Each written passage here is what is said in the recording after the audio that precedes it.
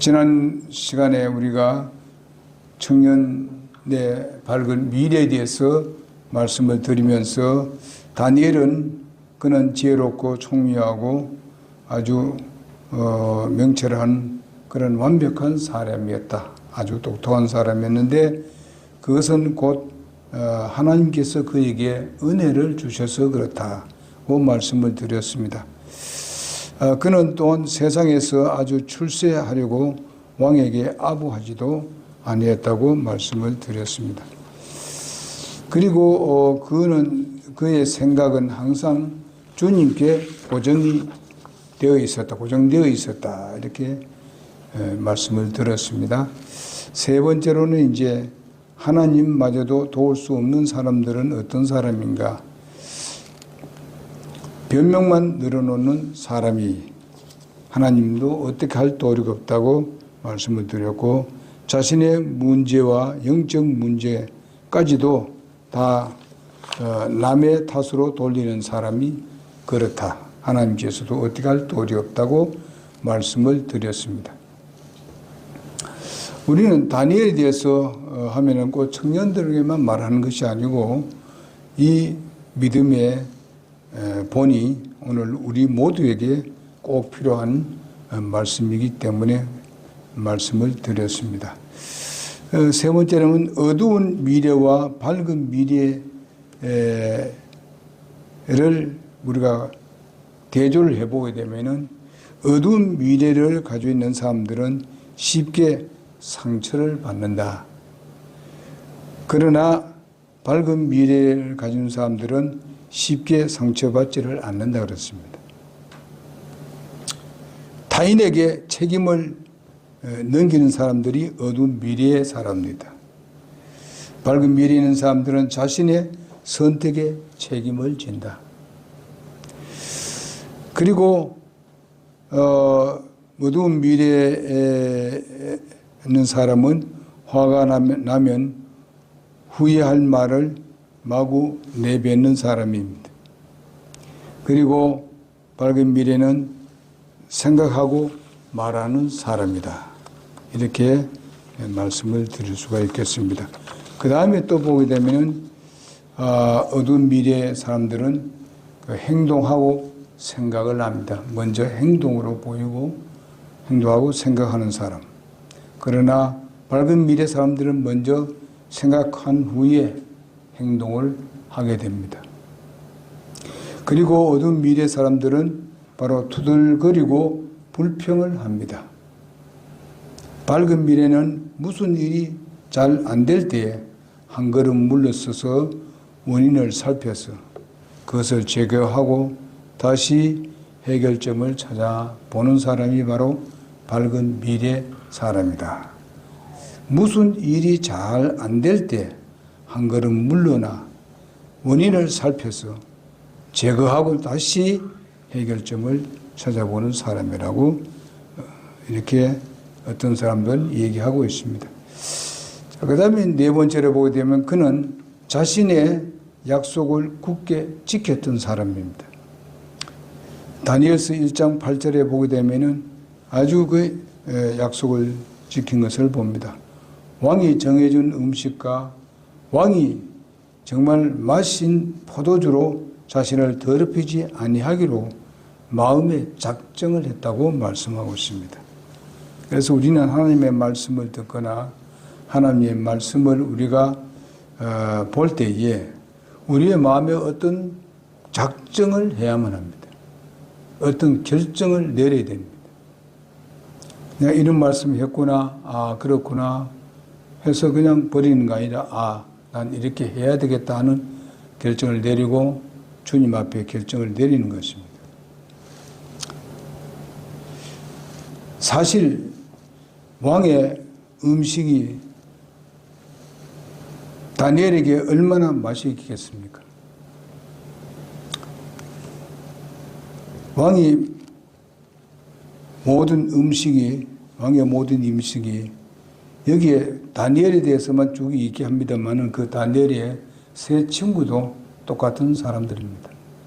이렇게 했던 사람들이. 그냥 영양적으로 본다라도 얼마나 영양가가 있을 것이고 당시 포로된 소년이 얼마나 육체에서 그것이 먹고 싶고 끌어당기는 그런 욕구가 얼마나 있었겠는가. 또 명예와 영광이 그들을 얼마나 유혹을 했겠는가.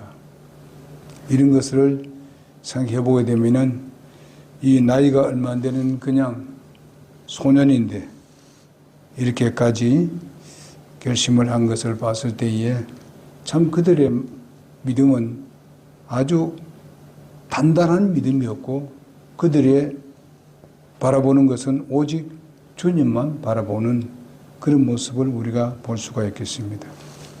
그리고 왕의 명령이 내려진 학문과 그리고 몸 관리와 음식 이 모든 것들을 봤을 때에 때로는 왕의 명령대로 하지 아니하게 되면은 죽을 수밖에 없을 것인데 바로 이렇게 학문을 많이 공부하고 그 당시로부터는 최고의 학문이겠습니다.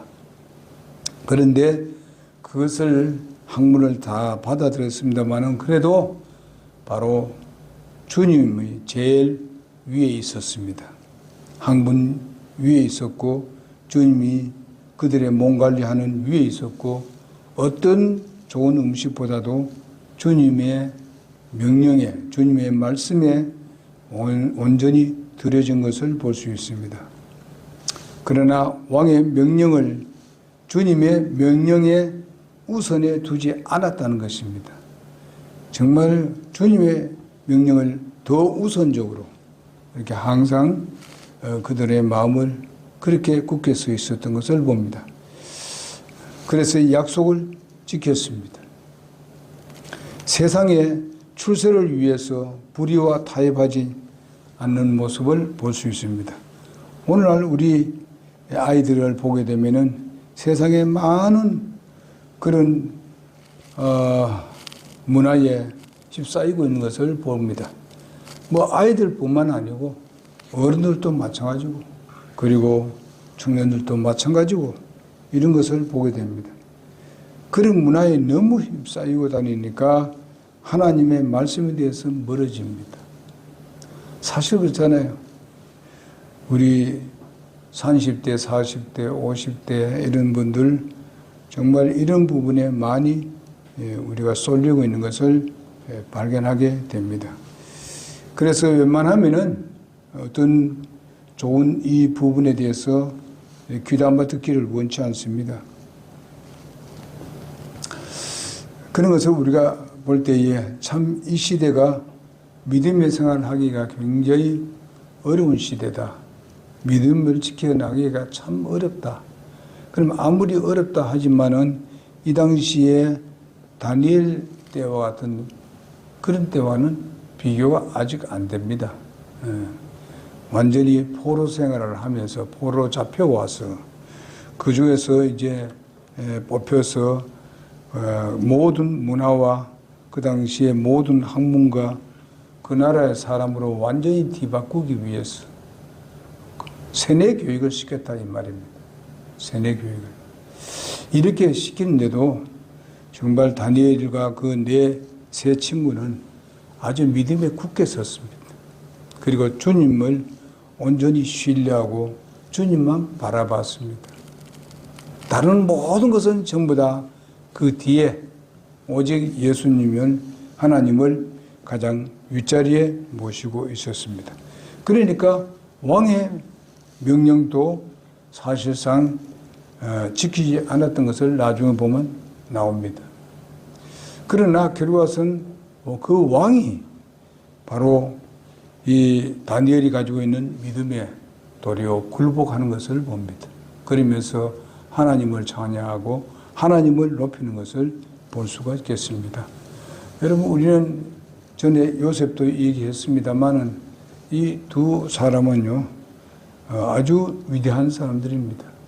정말로 그런 위치에 있고 그렇게 좋은 환경도 아닌데도 불구하고 믿음을 지키니까 하나님께서 그 믿음을 보시고 그를 아주 위대하게 들어 사용하신 것을 볼 수가 있습니다.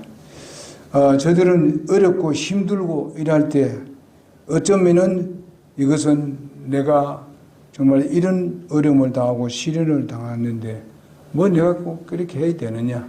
이미 나는 이제 포로로 잡혀왔고 나는 또 이제 팔려나간 그런 요셉인데 뭐 그냥 여기서 이대로 살면 안 되느냐. 이렇게 할 수도 있겠습니다만은 그래서 세상과 타협을 하고 이렇게 하는 사람들이 얼마나 많습니까? 네? 우리가 참 생각해야 될 것은 내가 받은 이 진리가 참된 진리라고 확고하게 우리가 믿을 때에 안 믿는, 소위 말하면 이런 참된 진리와 그 진리를 지키지 아니하고 비진리와 타협을 하고 또 안 믿는 쓰는 사람들을 비교를 해서 우리가 무엇인가 그들보다도 어떤 면에는 더 잘해야 된다는 거죠. 더 잘해야 되고 더 우리가 헌신하고 드려지고 주님 앞에 시간을 더 드리고 하나님 말씀에 굳게 서서 좌우로 흔들리지 아니하고 우리가 전진을 해야 된다고 믿습니다. 그래서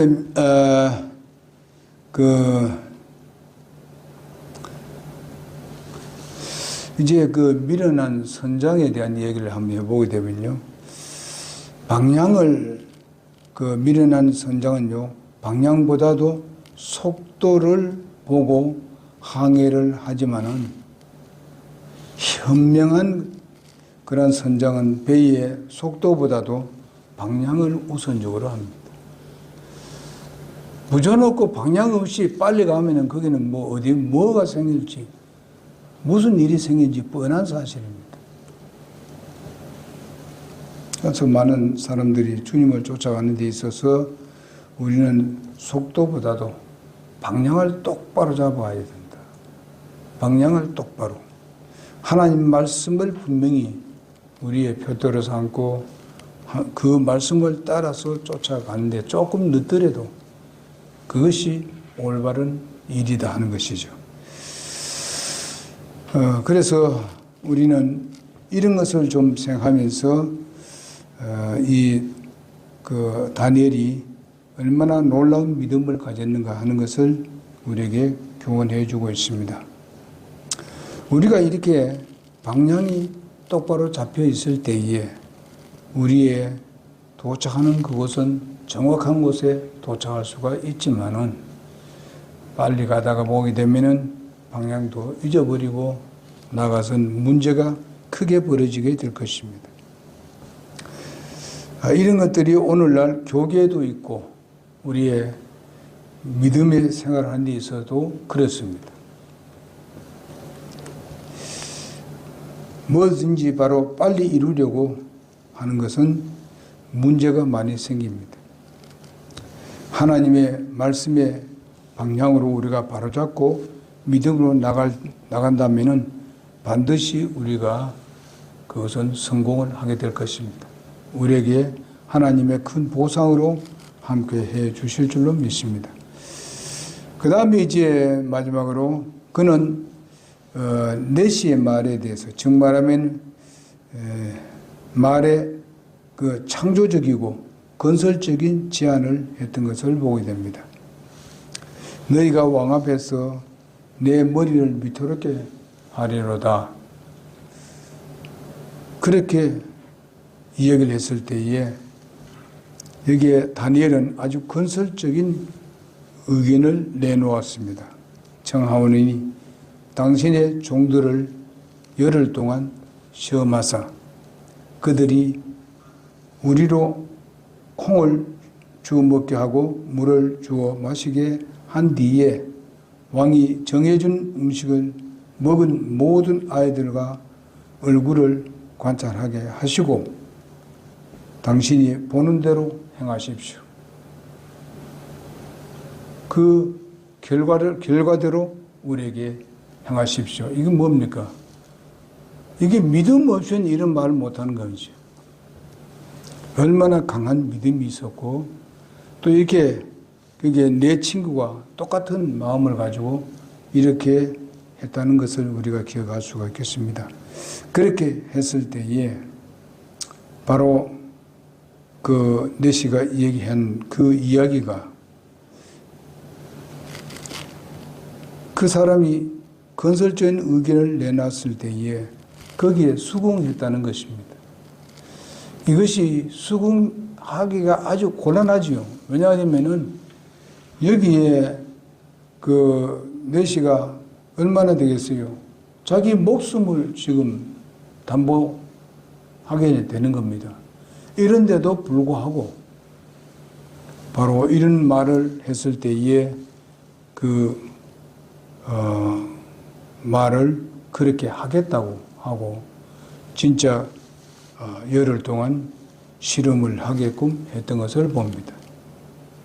사실 이런 걸 본다면은 무엇으로 생각하든 간에 어떤 방법으로 생각하든지 또 어떤 논리로 생각하든지 간에 과학적으로 생각하든지 뭘 보더라도 저들이 나중에 열흘 후에는 분명히 얼굴이 초췌해질 것이고 별로 그들과는 비교가 안 될 것입니다.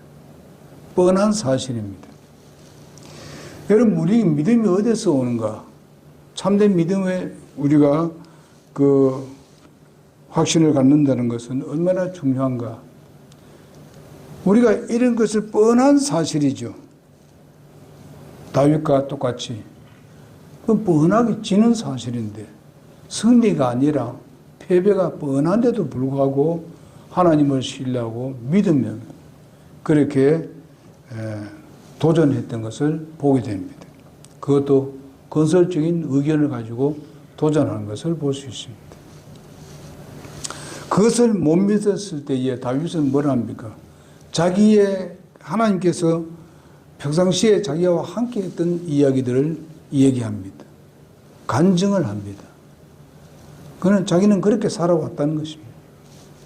그런 위험 가운데서도 양을 지킬 수가 있었고 자기도 목숨을 이렇게 지금도 계속 유지하고 있었던 것은 그것은 하나님께서 우리를 보호했기 때문에 그렇습니다. 그러니 골리앗과 함께 싸울 때도 바로 그와 같은 믿음으로 나갔을 때에 하나님은 승리를 안겨주었던 것을 볼 수 있습니다. 어떻게 그 돌팡이에 그 물맷돌을 던져가지고 정확하게 그 이마에 맞았을까? 급소를 맞을 수 있게 할까? 이것은 정말 누구 말대나 몇 천번, 몇 만분의 일도 안 되는 마음도 어려운 이런 것을 그가 믿었던 것은 하나님 때문에 그렇습니다. 하나님이 그걸 분명히 그를 오늘 그 물맷돌에 맞아 죽일 거라는 확신을 가졌습니다. 이런 것 같이 다니엘도 마찬가지입니다. 여러분, 우리가 보게 되면은 노아도 마찬가지였었습니다. 무엇을 보더라든지 그것은 말이 안 되는 일입니다. 그러나 하나님은 그렇게 하실 수 있다는 믿음을 확실하게 가졌을 때에 그 믿음의 결과를 보았고 보상을 받았던 것을 우리가 보게 됩니다. 이와 같이 여러분과 내가 좀 어렵고 힘든 상황 가운데 있을 때에 자, 이거는 이제 끝났다.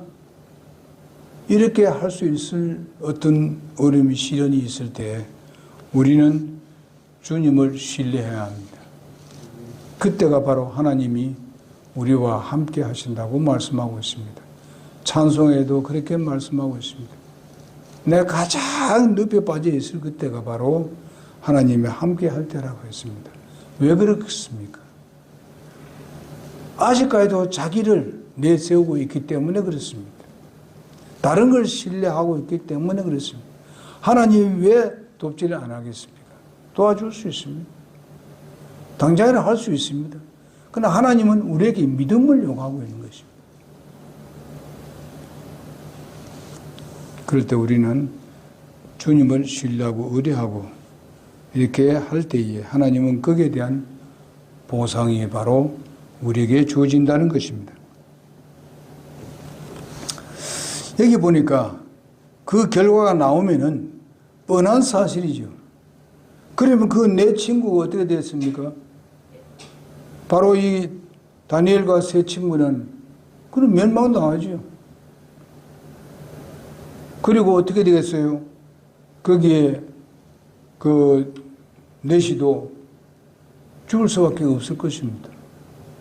이런 위험한 일이지만은 하나님은 믿음을 가지고 하나님을 신뢰하는 사람은 분명히 하나님께서 그 길을 열어주신다는 확신을 가진 것을 볼 수 있습니다.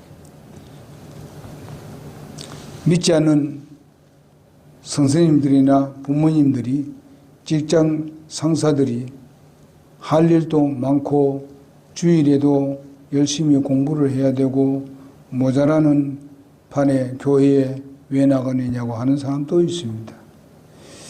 이럴 때 청소년이나 우리 성도 여러분은 바로 적어도 우리는 서로 이야기를 하면서 정말 건설적인 의견을 내놓으면서 한번 시험해 보라고.